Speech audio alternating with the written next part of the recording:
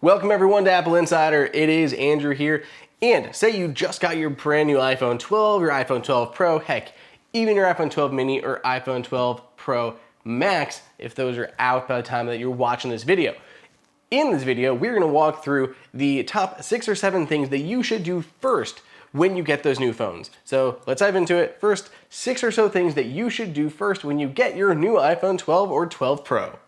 The first thing on our list should probably be a given, but it is always good to remember. Before you even set these things up, you need to make sure you have got a good backup of your existing device. It makes the migration and everything else so much easier to do. Now, there are a few different ways, of course, you can back up your old device, whatever it is that you're using. So if you're using iTunes connecting to your computer or using Finder on new versions of Mac, plug it in, make sure it's connected and backed up through Finder or through iTunes, or you can of course do it through iCloud if you prefer to go that route. So if you are using iCloud, go into the settings app on your phone, click on your Apple ID right there at the top, go to iCloud below that, and then scroll down until you see iCloud Backup. It'll tell you that it is toggled on if you're using it, and it'll tell you the last time that your phone was backed up. It'll say, in my case, yesterday at 4:52 p.m., but if I'm about to set these things up, I might want some messages or anything else that I've taken since then or changed on my phone since then that I still want to be backed up.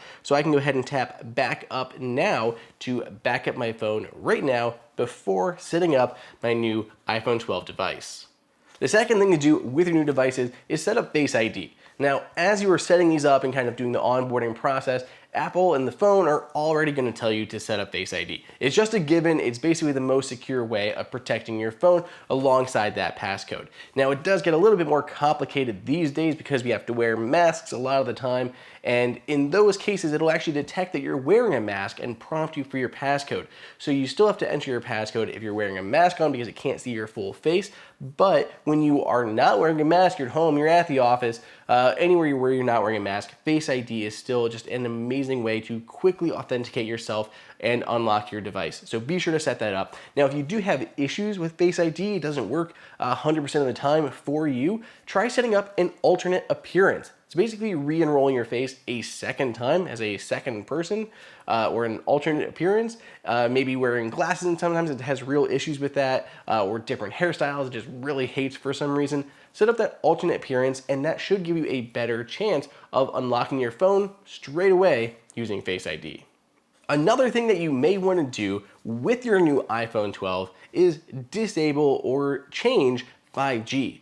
Now, if you're not in an area that has 5G or you're just kind of like on the edge of something and you don't really want to be getting 5G all the time, there's no need for it, or you're getting slower speeds with 5G versus LTE because the 5G network is too congested, turn it off. You don't have to use 5G and you can turn it on at any time in the future, maybe when service or coverage gets better. So to do that, again, go into the settings app on your phone, head to cellular data options, voice and data, and just tap on LTE. So you can turn off 5G if you do not want to use it. You can also change how much data you are using with 5G. So when you go into that 5G setting, there are 3 different options on how much data you want to use, below average or normal standard or low data mode. So you have a few different options to choose when you use 5G.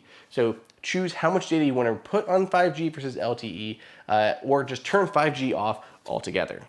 The next thing that you're going to want to do with your new device is customize the heck out of it.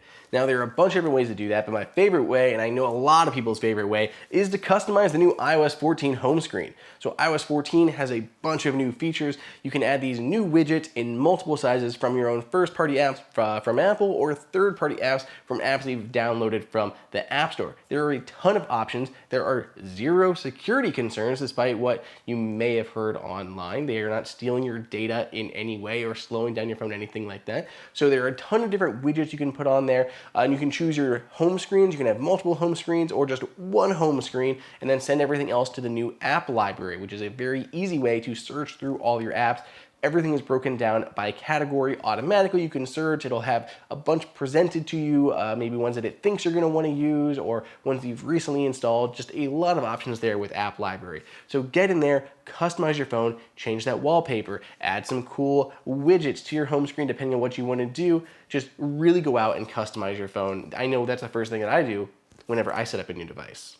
So you probably already know this, there's been a lot of headlines about it, but of course the new devices don't come with any headphones or power adapters in the box, which makes this next thing that you should do is get yourself a great charger and a great set of headphones. So those are two things you really should do, and you almost need to do, because when you get these new phones, if you don't have a USB-C charger lying around, you're not gonna be able to charge your device. Maybe you have a wireless charger around, anything like that, or an old lightning cable that worked with a brick that you had in the past, that'll work.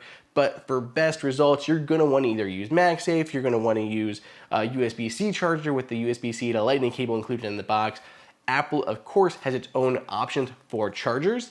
So you can pick up Apple's own USB-C power bricks. There's also a bunch of third-party ones out there. We love the Anker PowerPort Nano 3, I believe is what it's called. It's super tiny, but the same size as Apple's 5-watt charger, but it can put out like 20 watts of power. That is a great option for you if you're looking for a charger. And of course, headphones. Now with headphones, you pretty much have one big option that you can go with. That is just a set of AirPods or AirPods Pro. These are going to be your best solution to go with your new iPhone. Of course, Apple makes them, and there's a bunch of great integrations that AirPods and AirPods Pro can do that third-party headphones can't.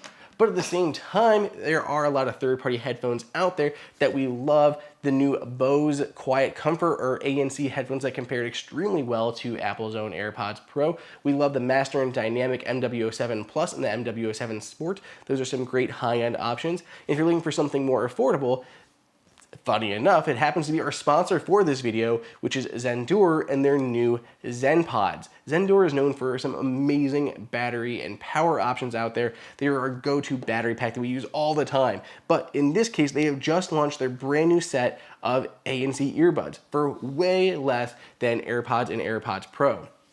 So they don't have as many integrations as Apple's own first-party solution does, but for a great set of affordable headphones, the ZenPods are a stellar option. They fit in your ear super comfortably. They have easy to use tapping gestures on the outside to control environmental mode as well as pass-through audio and ANC, and they sound great for the price point. So if you are looking for an affordable set of headphones, wireless earbuds to go with your new iPhone 12 or iPhone 12 Pro, definitely check out the Zendure ZenPods. We've got a link for those down below in the description. They are just launching, and we've been using them for a while, and they are a great set of budget headphones. Something else that you may want to do out of the gate is set up sleep. So sleep is a new feature that comes with iOS 14, and it can be really helpful, not only to help you get a better night's rest, but to help you wind down during the day, not get interrupted in the middle of the night by phone calls or something, or notifications. So it's a really cool thing to set up. You can set it up from the Health app by going into the Health app and then finding the sleep category. And there it has a little notification there at the bottom that says, get started to set up sleep. So it's going to help you set a schedule for your phone, so when it's kind of active versus when you don't want to be using it. Sleep mode, which turns on do not disturb mode on your phone's watch face, as well as keeping it very dim so it's not overly bright when you're in the bedroom, and it limits the lock screen to minimize distractions. And of course there's wind down mode, which will help you kind of get ready for bed, things you do every night. Maybe you use a shortcut to turn off the lights in the room, or maybe you have a shortcut to turn on a certain playlist of music, or turn on not an air purifier, but an oil diffuser or something like that. A lot of different options you can create with shortcuts that can be presented right there on that lock screen of your phone. And of course, it gets even better if you're using Apple Watch, because your Apple Watch can track sleep at the same time and everything can be synced together. It's a very nice ecosystem. But whether or not you're using your Apple Watch to track sleep, setting up sleep on your phone is a great way to think about that nighttime, distraction-free, no phone time. So one of my favorite new features of the new devices is Dolby Vision HDR video. It is clutch, and you'll watch these videos and they will look outstanding. But there are a couple things you need to know. One, there could be some minor compatibility issues.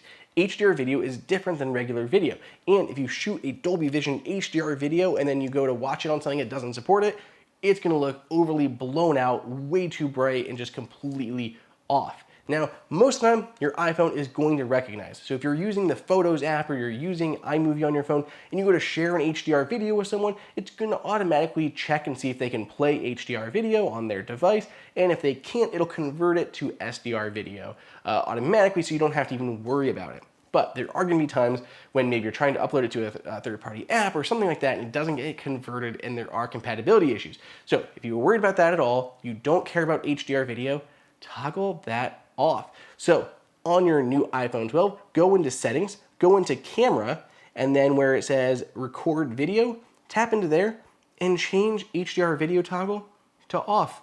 Just turn that off and you're good. Don't have to worry about it. But if you ever do want to record HDR video, make sure you remember to turn that back on because seriously, it looks incredible. But there are those compatibility issues that you sometimes may have to worry about.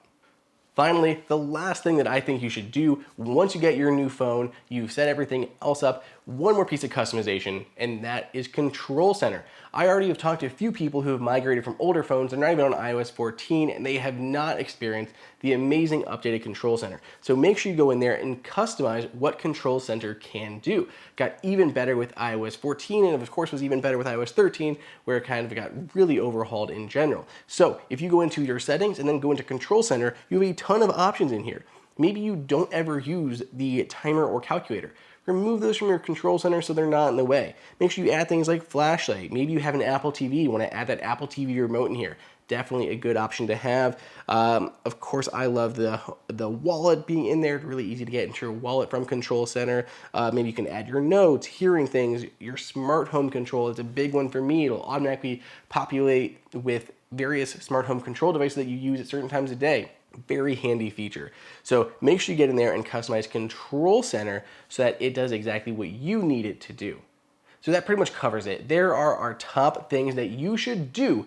The first things you should do when you get your new iPhone 12, your iPhone 12 Pro, iPhone 12 Pro Max, or iPhone 12 Mini. Any of these things are great things to do. Let me know if there's anything that you guys do when you set up your new devices for the first time. Let me know over on Twitter at Andrew_OSU.